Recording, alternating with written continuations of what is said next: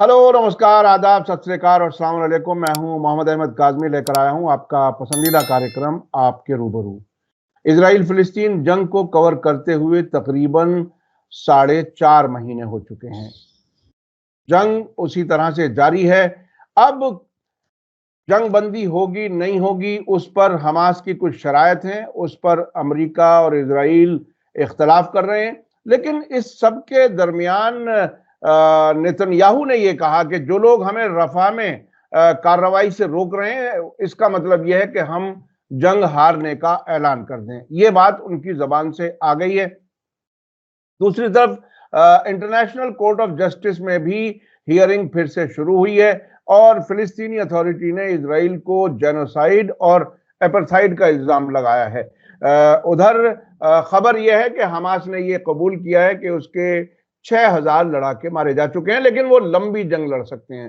तो बहुत ही पेचीदगी की हद तक ऐसी हालत में पहुंच गई है जंग कि किस तरफ जाए, कहां जाए, क्या हो, जंग कैसे बंद हो। दोनों तरफ शायद थकने का सा एहसास है, लेकिन हमास का कहना है कि हम लंबी जंग लड़ सकते हैं। इस सब पर बात करने के लिए इस वक्त मेरे साथ खास मेहमान है शेख मंजूर साहब, सीनियर जर्नलिस्ट, जो उस इलाके को बहुत अच्छी तरह से जानते हैं, बहुत से मुल्कों में जा चुके हैं, इजराइल फिलिस्तीन के हालात को भी काफी नजदीक से जानते हैं। अब से पहले भी आपने उनकी कई वीडियो, कई इंटरव्यू आपने देखे हैं और काफी अप्रिशिएट किया है। शेख मंजूर साहब, वेलकम है आपका मीडिया स्टार वर्ल्ड को। Thank you.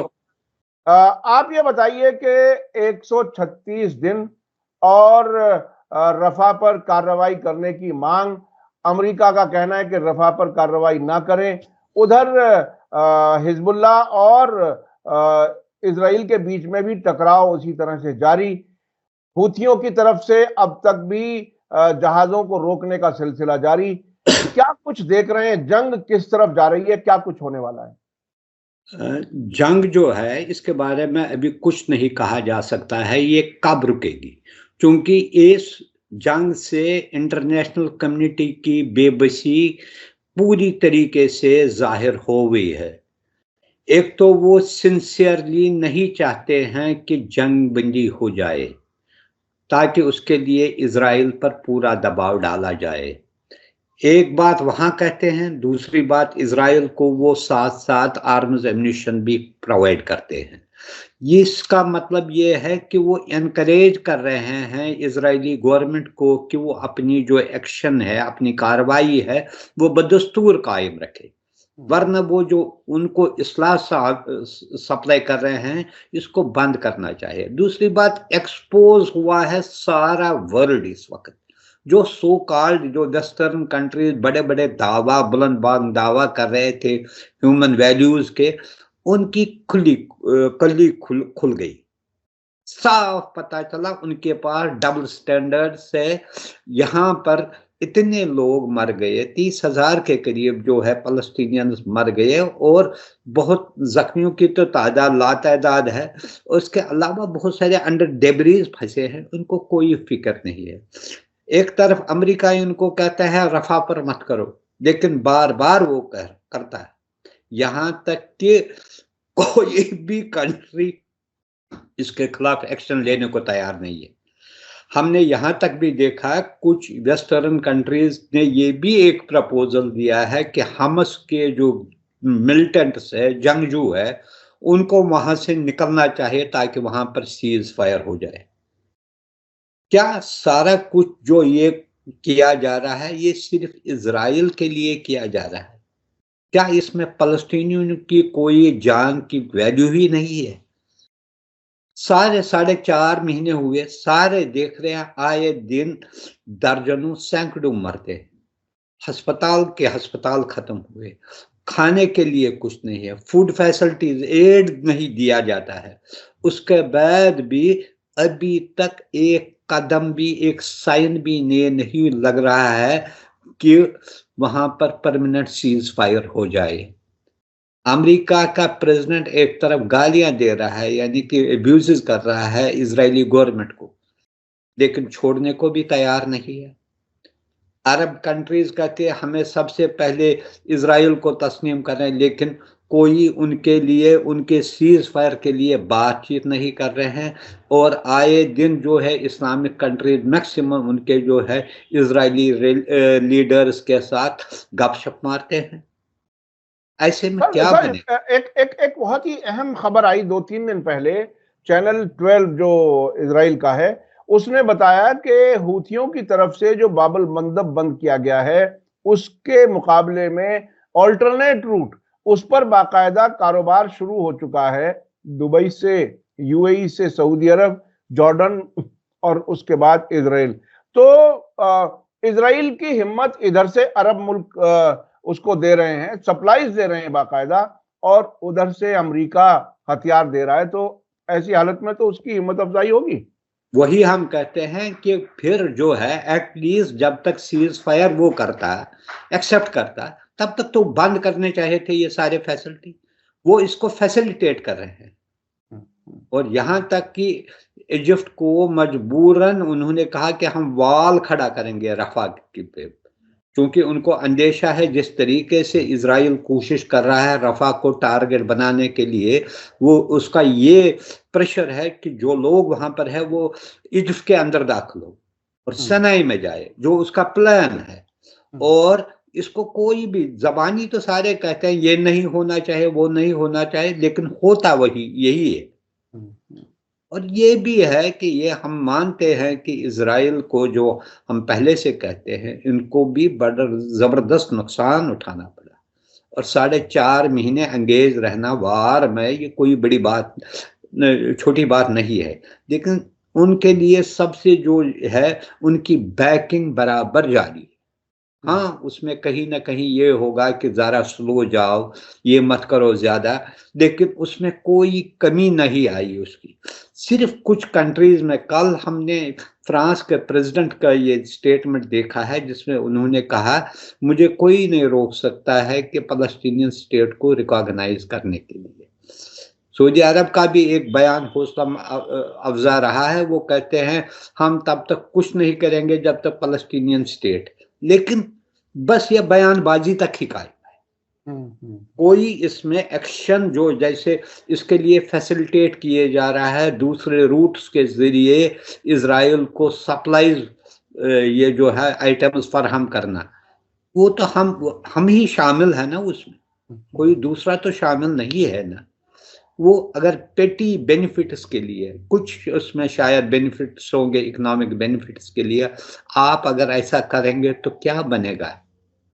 कौन फलस्तीनियंस की बात करेगा? सिर्फ आप देखिए 56 ओआईसी कंट्रीज में एक भी नहीं निकला जो कोर्ट ऑफ जस्टिस में, इंटरनेशनल कोर्ट में गया बगैर। और कौन सी कंट्री गई? South Africa. एक कंट्री ने भी ये जुर्रत नहीं की कि वो जाए और फलस्तीनियों के जो जेनोसाइड हो रहा है इसके बारे में वो भी उनको सपोर्ट करे, लेकिन एक कंट्री ने भी नहीं किया। अच्छा शेख साहब, एक चीज समझना चाहता हूं मैं। आप एक लंबे अरसे से वहां के वाकयात को फॉलो कर रहे हैं, देख रहे हैं, एक लंबे अरसे तक आपने जर्नलिज्म किया, उस इलाके के मुल्कों में आप गए हैं। ये जो इस वक्त पैलेस्टाइन स्टेट इस्टेब्लिश करने का अमेरिका जिस किस्म की बात कर रहा है, या जिस किस्म की सऊदी अरब बात कर रहा है, क्या आपको यकीन आ रहा है कि ये सीरियसली ऐसी बात कर रहे हैं, या अब भी फिलिस्तीनियों को धोखा देने की तैयारी है? देखिए, अमेरिका या दूसरे वेस्टर्न कंट्रीज को अब ये चीज पूरी तरीके से यकीन हो गया है कि अगर ये स्टेट नहीं बनेगी तो इजराइल के लिए हमेशा दर्दसर रहेगा और इससे भी बड़े चैलेंजेस उसको सामना करना पड़ेगा, और हर वक्त वो उनको सपोर्ट नहीं कर सकते। सिचुएशन बदलती है दुनिया में, और जिस तरीके से हमस ने इस जंग में लड़ाई लड़ी और बहुत दिलेरी से लड़ा, जुर्रत से जो लड़ाई लड़ी, उससे ये बात साफ हो गई है कि अगर सिर्फ रेजिस्टेंस इजराइल को देगा तो वो भी टिक नहीं पाएगी। आप देखिए इसमें, ये देखिए 4.5 महीने में सारी इंटरनेशनल कम्युनिटी देखिए, कंडेमनेशन को छोड़कर खासकर यूरोपियन कंट्रीज, वेस्टर्न कंट्रीज और अमेरिका ने किस तरीके से बैकिंग की। जब हमस वालों ने हमला किया 7 अक्टूबर को, एक यके बाद दीगरे सारे जो है इंटरनेशनल लीडर्स वो टेल अवीव गए और अपनी सॉलिडारिटी दिखाई, पैसा दिया, फाइनेंशियल एड के अलावा आर्म्स एंड एम्यूनिशन की भी जो है प्रॉमिस किया और वो डिलीवर भी किया। लेकिन बार बार ये नहीं हो सकता, और ये उनको, ये अगर वो इस वक्त पैलेस्टाइन स्टेट की बात कर रही है, फलस्तीनियों के लिए नहीं बल्कि वो इजराइल की सालमियत को बचाने के लिए कह रहे हैं कि let its borders be safe and safe. ये इसकी ये कोशिश है। उनको पैलेस्टीनियंस का कोई दर्द नहीं है। वो कहते हैं अगर इसी से सिक्योरिटी मिल जाएगी, इजराइल के एग्जिस्टेंस को सिक्योरिटी मिलेगी, सेफ गार्ड हो जाएगी, तो ये सबसे बड़ा। अब वो भी जब बनेगा, जो उसकी बात कर रहे हैं, क्या होगा उसका क्लियर, क्या किसी को पता है वो उसका कौन सा फॉर्म होगा, कितनी टेरिटरी होगी? जो इसके बड़े बड़े मसाइल है, ईस्ट जेरूसलम है, किसके हाथ में होगा? Who is going to rule that? इसके बॉर्डर्स जो है, सिक्योरिटी का मसला क्या रहेगा? क्या यह ऐसा ही रहेगा जैसे वेस्ट बैंक में हमने देखा, पैलेस्टीनियन अथॉरिटी के पास सिक्योरिटी जो है नाम निहाद की सिक्योरिटी, कुछ नहीं कर सकते हैं। वहाँ के प्रेसिडेंट को कई बार जो हमने देखा है पास्ट में, उसको बाहर जाने के लिए इजाजत लेनी पड़ती है, उनकी परमिशन नहीं है, वो नहीं देते हैं इजाजत। उस रियासत का क्या करना है आपको? उस रियासत का क्या मकसद है? जहां और जिस किस्म की रियासत अब तक भी जो बताई गई है, फिलिस्तीन के प्रेसिडेंट हैं, वो तो खुद इजराइल के लिए फिलिस्तीनियों को गिरफ्तार कर करके उनको हैंडओवर करते रहे हैं और इजराइल का ही काम किया है। बात मैं कह रहा हूं, इस सिक्योरिटी इसके हाथ में नहीं है।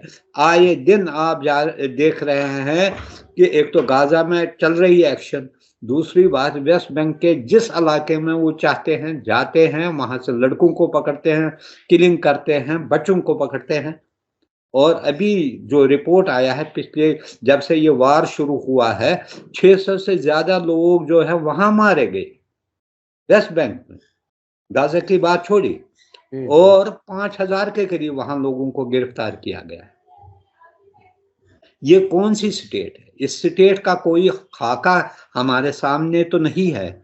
और पहले जो सबसे बड़ी बात है, इतनी बेबसी, ये मैं पहले भी कह चुका हूं, अगर हमस ये दिलेरी नहीं दिखाता था, ये एक बोल्ड स्टेप था, और यानी कि सारा ऐसा करना जो है, पैलेस्टीनियन का काज खत्म हुआ था। कोई इनके बारे में पूछता ही नहीं था, किसी को फिक्र भी नहीं था। यहां तक कि अरब कंट्रीज ने भी इनको अबंडन किया था, वो इनके साथ था ही नहीं। पहले नस्ब से ज्यादा अरब कंट्रीज को हमस के साथ कोई रिलेशन ही नहीं, बचा कुचा था। तो अब भी ऐसे कई इशारे आ रहे हैं कि जैसा कि अरब मुल्कों ने इजराइल को या अमेरिका को कह दिया हो कि एक बार आप निपटाई दो, खत्म ही करो, ताकि ये झंझट ही खत्म हो जाए फिलिस्तीन ये भी का हो मसला। सकता है, क्योंकि ये जो कुछ वेस्टर्न कंट्रीज ने, नाटो के कुछ कंट्रीज ने ये कहा था कि हमस लीडरशिप को कहिए कि वकेट हो जाए वहां से, ताकि फिर जंग बंदी करे। वो तो एक इशारा है, इनको एलिमिनेट करो, इनको निकालो, और ताकि जो जिस तरफ जो आप चाहेंगे वहां पर हुकूमत लाने के लिए एक नॉमिनल, ये जो नॉमिनेटेड हुकूमत जो होगा, जिस पर कोई इख्तियार भी नहीं होगा, वो बनाने के, ये भी हो सकता है हर एक चीज। लेकिन एक चीज तो ये क्लियर हो गया है कि इजराइल को ये बात समझनी चाहिए, नाउ और नेवर की बात है, उसको पैलेस्टाइन स्टेट को रिकॉग्नाइज करना चाहिए। ये उसके हक में ज्यादा, उसके मफाद में ज्यादा है बनिस्बत पैलेस्टीनियंस के, क्योंकि पैलेस्टीनियन पिछले जो है 75 सालों से या 77 सालों से वो लड़ते ही रहे, वो मरते ही रहे हैं। उन्होंने 2-3 इंतिफादा किए, वार्स हुए, सारा कुछ हुए है, और ये जो लेटेस्ट है, ये तो वर्स्ट ट्रेजेडी है, जो ऐसी तो इन्होंने देखा ही नहीं, जो भी वार्स हुए इतना नहीं देखा है।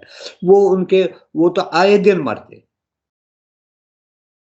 अच्छा अच्छा, शेख साहब, आप एक तरफ तो मैंने आपसे वो सवाल किया कि आपको कितना यकीन आता है कि जब वो फिलिस्तीन के कायम करने की बात करते हैं, उसके लिए आपने बताया। एक दूसरी तरफ ईरान का एक नैरेटिव है। अभी मैं जिस वक्त आपसे बात कर रहा हूं उसी वक्त मैंने ताजा खबर देखी है। ईरान के जो चीफ ऑफ स्टाफ हैं मोहम्मद बाकरी, उन्होंने कहा है कि कोई भी ताकत गाजा की किस्मत को नहीं बदल सकती और इजराइल इररिपेरेबल, नाकाबिले तलाफी डिफीट ऑलरेडी इजराइल की हो चुकी है और ये जो कुछ जंग लड़ी जा रही है वो अपनी हार को छुपाने के लिए लड़ी जा रही है। आप उस नैरेटिव को किस हद तक ठीक समझते हैं? क्या कुछ देखिए, ये इजराइल के टॉप सिक्योरिटी ऑफिशियल, ये कैबिनेट के कुछ मेंबर्स ने भी एक्सेप्ट किया। जो इजराइल को लग रहा था कि जब वो गाजा पर हमला करेगा तो कुछ ही हफ्तों में इस पर टोटली कैप्चर, यहां तक कि उन्होंने एक प्लान भी बनाया था कि गाजा के एडमिनिस्ट्रेशन को किस तरीके से डील किया जाए। ये सारा कुछ किया था। अमेरिका के प्रेसिडेंट ने पहले ही कहा था हम इसको ये खत्म करेंगे यहाँ पर, फिर एक एडमिनिस्ट्रेशन पैलेस्टीनियन अथॉरिटी को देंगे। ये तो ओपन बातें हैं, ये किसी से ढकी छुपी नहीं। लेकिन इनके सारे इरादे जो है, जब इनको वहम गुमान में भी नहीं था कि इतनी रेजिस्टेंस होगी। यहाँ तक कि कुछ हफ्ते पहले ही उन्होंने माना, जैसे आपने कहा 6000 हामस वाले, लेकिन फिर भी वो कहते हैं हम डटे हैं। एक रिपोर्ट जो आई थी अभी 20 या 30% ही जो है हमस की स्ट्रेंथ खत्म हो गई है, लेकिन वो अभी महीनों लड़ सकते हैं।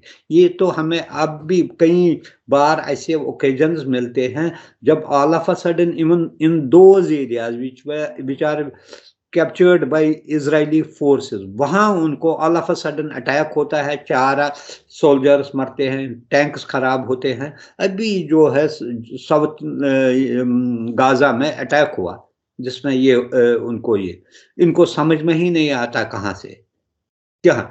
हर एक हॉस्पिटल को कहा कि इसके वहां पर हमस के मिलिटेंट्स छुपे हैं, इसके नीचे छुपे हैं, हर एक चीज तलाश किया, ना होस्टेजेस मिले, कहीं 2 सिर्फ किए हैं, ना होस्टेजेस मिले, ना हमस के मिलिटेंट्स मिले उनको।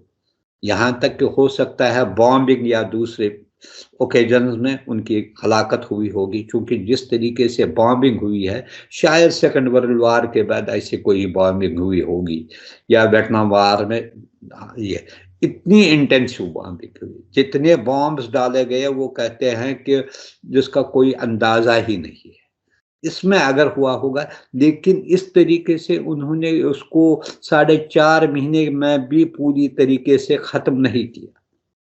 आए दिन उन पर हमले होते हैं, हालांकि ये भी एक हकीकत होगी उनको जो बाहर की सप्लाई वो शायद बंद हुई होगी, क्योंकि सारे इस वक्त मॉनिटरिंग हो रही है। डिस्पाइट दैट अगर वो रेजिस्टेंस दे रहे हैं, it is a big challenge, ये इजराइल को सोचना चाहिए। अच्छा शेख साहब, ताजा 2 खबरें हैं हमास से मुताल्लिक।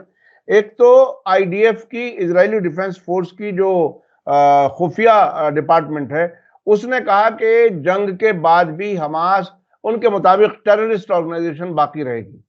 दूसरी तरफ जो बातचीत का सिलसिला है जंगबंदी का, उसमें हमास अपनी 2 शर्तों पर बहुत मजबूती से खड़ा है।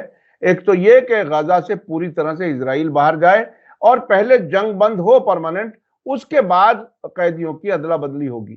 तो ये जो मजबूती जाहिर हो रही है, जो खुद दुश्मन भी कबूल कर रहा है और उसका उनका एक्शन भी बता रहा है, आपको क्या लगता है कि ऐसी हालत में इजराइल, अमेरिका या ये ताकतें जो इजराइल के साथ खड़ी हैं, उनका क्या हाल होगा? कहां तक जा सकेंगी?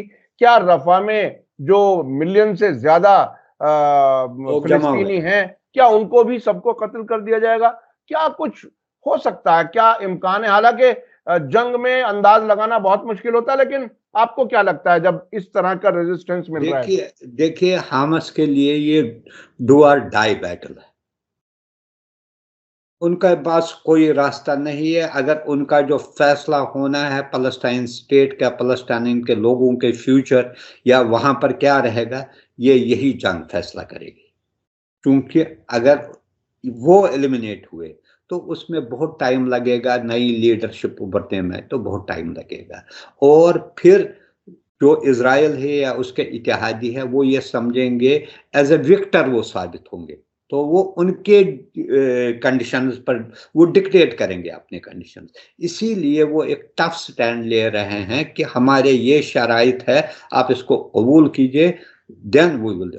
और जेन्युइन भी ये है कि 5 महीने अगर होने वाले हैं, 4.5 महीने से ज्यादा टाइम हुआ है, आप वहां से निकलिए और ह्यूमैनिटेरियन एड को बहाल कीजिए, क्योंकि जिस तरीके से डिवास्टेशन जो हुई है वो अनपैरेलल्ड है in the history. Humanitarian add जो है इसकी असेसमेंट की जाए, फिर बातचीत का दरवाजा, चाहे वो प्रॉक्सिमिटी टॉक्स हो या डायरेक्ट टॉक्स हो, उसके बारे में किया जाए। और उसमें ये जो मसला, जैसे हमने पहले भी इसमें डिस्कस किया है, ये तो इसमें मिनिमम 6 मंथ्स टू 2 साल भी लग सकते हैं, क्योंकि इसके कंटोर्स है, स्टेट के कंटोर्स क्या है, इसके खदहाल क्या रहेगा, वो जब तक क्लियर नहीं होगा कोई भी इस पर तैयार नहीं होगा। यही वजह है कि जब यासिर अरफात के साथ उस वक्त भी बातचीत हुई, वो बाद में फेल क्यों हो गई, क्योंकि अकॉर्ड तो किया है इन्होंने पैलेस्टाइन स्टेट का, लेकिन फिर वो बताते ही नहीं थे इसको कैसे करेंगे, इसके बाउंड्रीज क्या, इसकी टेरिटरी क्या रही। जो घटते घटते ये अब कहते हैं 12% या 8% कहते हैं, ऐसे थोड़ी चलेगा।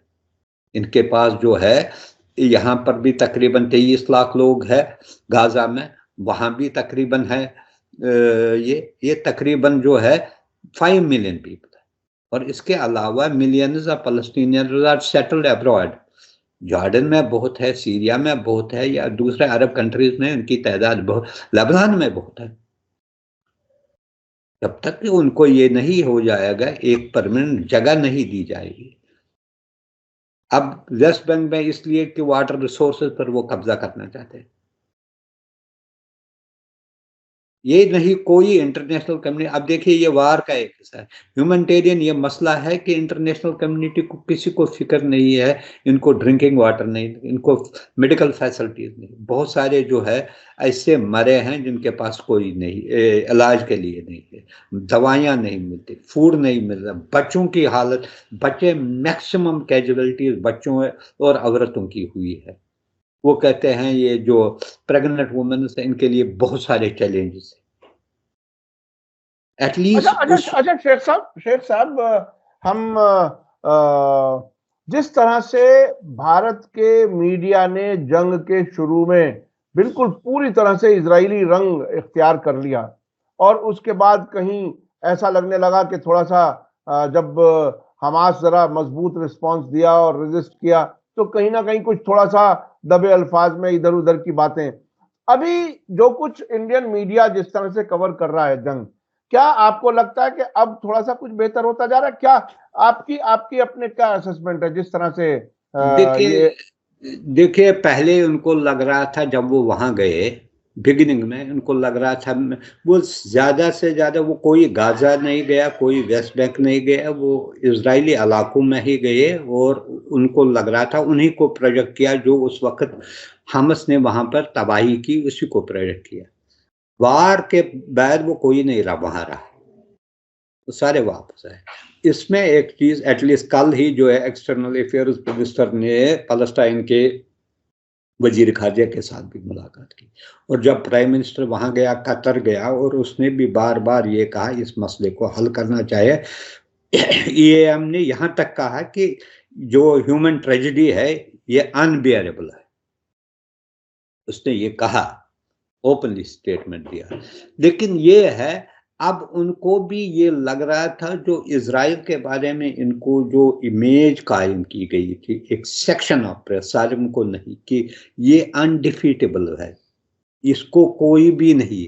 जब उनको भी पता चला कि हालात क्या है, ground realities are totally different, तो वो भी अब उस वार के बारे में ज्यादा कवर नहीं करते हैं।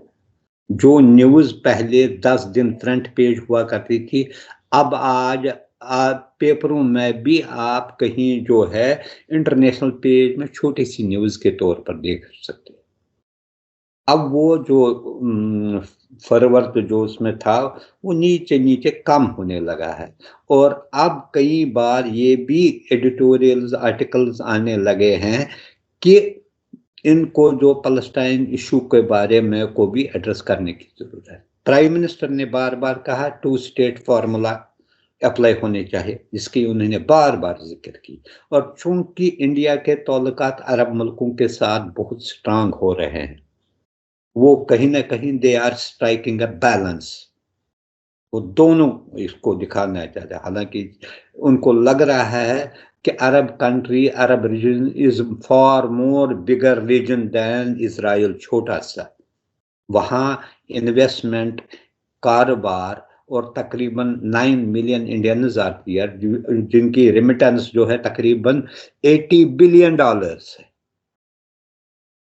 वो ठीक है, लेकिन इसलिए वो उनका जो है बैलेंस्ड अप्रोच रहा है और बार-बार उन्होंने इज़राइल को भी ये कहा ये बंद करो, ये एक मैसेज दी। इस मामले में हमने देखा है चाहे इनको अमेरिका को कन्वे करना होता है, उनको रशिया के बारे में कभी कंप्रोमाइज़ नहीं किया।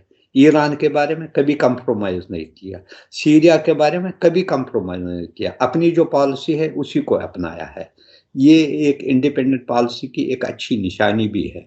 हमने देखा है, शायद आप भी थे उस विज़िट में, जब सीरिया के हालात हो गए, तो एम्बेसडर साहब ने बार-बार ये कहा कि किस तरीके से वहाँ पर वो जो मिलिटेंट ग्रुप्स आ रहे थे, तबाही करना चाहते थे और उस वक़्त भी इंडिया ने बार-बार जब सीरिया पर रेज़ोल्यूशंस आने लगे, अरब कंट्रीज़ भी उसके खिलाफ होने लगे, इंडिया ने हमेशा उसको एब्सटेन किया वोटिंग में या उसके खिलाफ वोटिंग डाली।